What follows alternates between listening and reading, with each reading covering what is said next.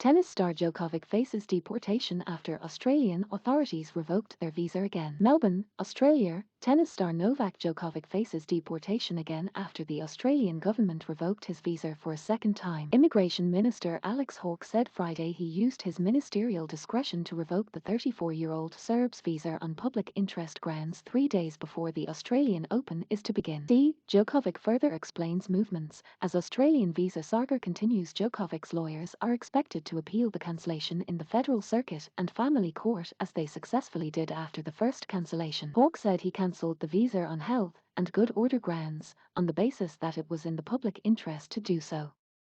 The Morrison government is firmly committed to protecting Australia's borders, particularly in relation to the COVID-19 pandemic, Hawke said in a statement, referring to Prime Minister Scott Morrison. It is the second time Djokovic's visa has been cancelled since he arrived in Melbourne last week to defend his Australian Open title. His exemption from a COVID-19 vaccination requirement to compete was approved by the Victoria State Government and Tennis Australia, the tournament organiser. That apparently allowed him to receive a visa to travel, but the Australian Border Force rejected the exemption and cancelled his visa upon arrival in Melbourne. Djokovic spent 4 nights in an immigration detention hotel before a judge on Monday overturned that decision. Melbourne-based immigration lawyer Kian Bone said Djokovic's lawyers faced an extremely difficult task to get court orders over the weekend to allow their client to play next week. For Djokovic to get the outcomes he needs to play would be extremely difficult to obtain over the weekend, Bone said. Hawke's delay in reaching a decision bordered on punitive, Bone said. If you left it any later than he has done now,